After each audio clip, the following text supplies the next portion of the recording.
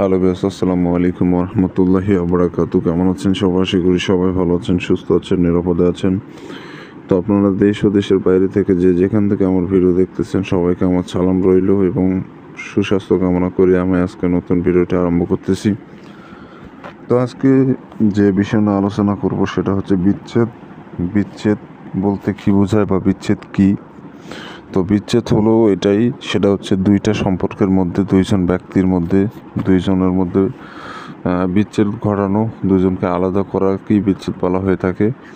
তো এই বিচ্ছেদের মাধ্যমে আপনি যে কোনো সম্পর্কের মাধ্যমে আপনি বিচ্ছেদ ঘটাতে পারবেন। যেমন বাবা ছেলে সম্পর্ক, শ্বশুর শাশুড়ির সম্পর্ক, স্বামী স্ত্রীর সম্পর্ক, ভাই ভাইয়ের সম্পর্ক, ভাই বোনের সম্পর্ক, প্রেমিক প্রেমিকার সম্পর্ক, বন্ধুত্বের সম্পর্ক থেকে শুরু করে যত সম্পর্ক আছে দুইজনের মধ্যে, যতই পীড়িত থাক, যতই বন্ধুত্ব থাক, যতই ভালোবাসা থাক, আপনি এই কাজটি করতে পারলে ওই দুইজনের ব্যক্তির মধ্যে এমন বিচ্ছেদ ঘটে যাবে যা আপনি কল্পনা করতে পারবেন না।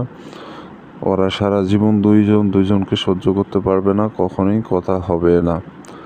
যতদিন তারা বেঁচে থাকবে, পরস্পর শত্রু হয়ে বেঁচে থাকবে, তারা কখনোই বন্ধু আর হতে পারবে না বা দুজনের মধ্যে কথা হবে না। তাদের মধ্যে বিশাল এক ঝামেলা বেঁধে যাবে, ঝগড়া ঝামেলা বেঁধে যাবে, তার মাধ্যমেই এই বিচ্ছেদটা সম্পন্ন হবে। তো বন্ধুগণ, অনেকে আছেন যারা বিপদে পড়ে এসব কাজে পা দেন। এগুলো কাজ কিন্তু শখে করে কেউ করে না।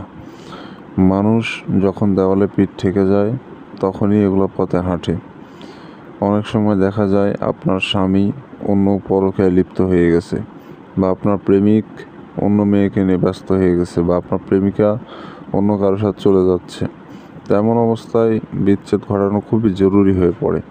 অবৈধ সম্পর্ক বলেন, বৈধ সম্পর্ক বলেন, যার কারণে অনেক ক্ষতি হয়, ঠিক এমন অবস্থায় বিচ্ছেদ ঘটানো ছাড়া আর কোনো উপায় থাকে না। তখন আপনি এই বিচ্ছেদটি প্রয়োগ করতে পারেন। তো এটা খুব পাওয়ারফুল, শক্তিশালী বিচ্ছেদ। তো আমার চ্যানেলে যারা নতুন, অবশ্যই চ্যানেলটি সাবস্ক্রাইব করে পাশে থাকা বেল আইকনে ক্লিক দিয়ে অল নোটিফিকেশন অন করবেন, এতে করে পরবর্তী সব নতুন নতুন ভিডিওগুলো দেখতে পারবেন সবার আগে। আমি এই চ্যানেলে বান বশীকরণ থেকে শুরু করে জিন পরিসাধনা, বিভিন্ন টোটকা তদবির নিয়ে ভিডিও তৈরি করে থাকি। এগুলো জানতে ও শিখতে চাইলে অবশ্যই চ্যানেলটি সাবস্ক্রাইব করে রাখবেন। তো বন্ধুগণ, এই বিচ্ছেদ ঘটাতে চাইলে একটা সাদা কাগজ নেবেন, পরিষ্কার পরিচ্ছন্ন কাগজ হতে হবে। কাগজে কোনো রকম নোংরা আবর্জনা যেন না ভরে থাকে, ফ্রেশ চকচক সাদা কাগজ হতে হবে।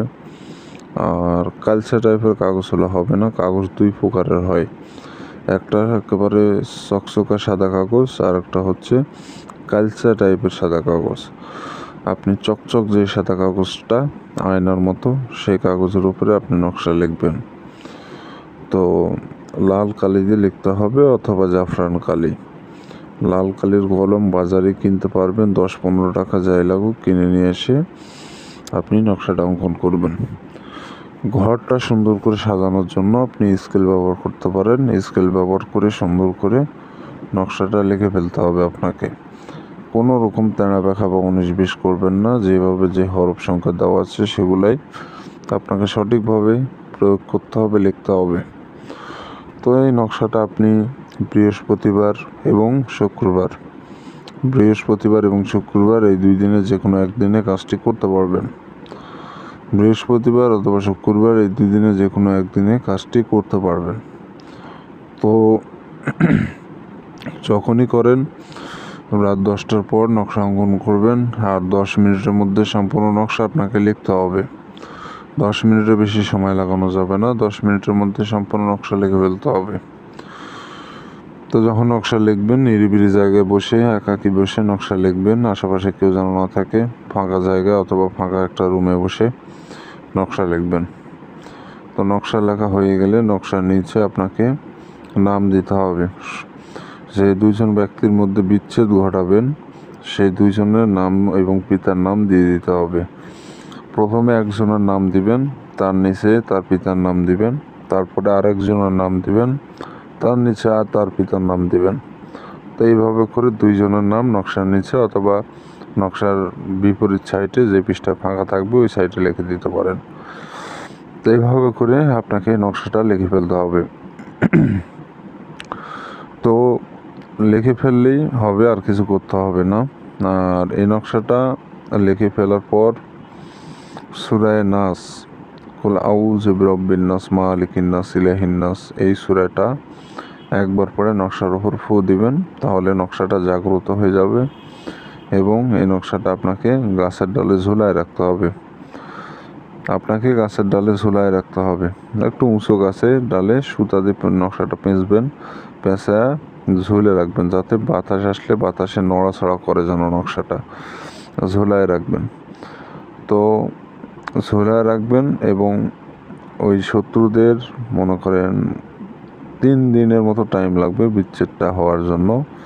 যাদের বিচ্ছেদ ঘটাবেন, বিচ্ছেদ যখন ঘটে যাবে সাথে সাথে ওই নকশাটা গাছ থেকে যেখানে ঝুলায় রাখবেন ওখান থেকে পড়ে যাবে, ওদের বিচ্ছেদ হয়ে যাবে, মানে অটোমেটিকলি নকশাটা গাছ থেকে পড়ে যাবে।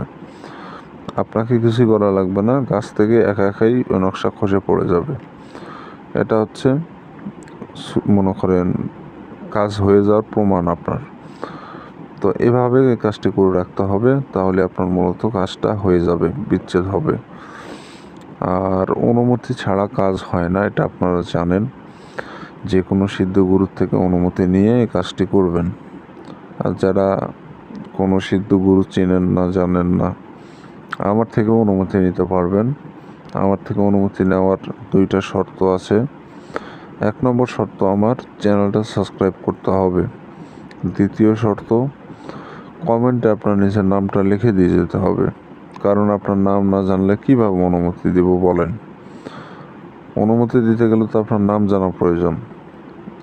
আর আমি নিজের মানে ভেতর থেকে আমি ওয়াদাবদ্ধ হয়ে আছি যে যারা আমার চ্যানেল সাবস্ক্রাইব করেছে এবং যারা কমেন্টে নাম লিখেছে তাদেরকে অনুমতি দিয়ে দেওয়া আছে। আমার মুখ থেকে অনুমতি চাওয়া লাগবে না, তাদেরকে অনুমতি দিয়ে রাখছি। এখন যারা এই 2টার মধ্যে যে কোনো একটা করেনি, তারা কাজ করলে কাজ হবে না, কারণ আমি অনুমতি তারা পায়নি। তো এই হচ্ছে মূলত বিষয়। যারা আমার সাথে ব্যক্তিগতভাবে যোগাযোগ করবেন, স্ক্রিনে দেওয়া নম্বরে এই মুহূর্তে যোগাযোগ করবেন, সমস্যার সমাধান করে দেওয়ার চেষ্টা করব। ভালো থাকবেন, সুস্থ থাকবেন, দেখা হচ্ছে পরবর্তী কোনো এক নতুন ভিডিওতে।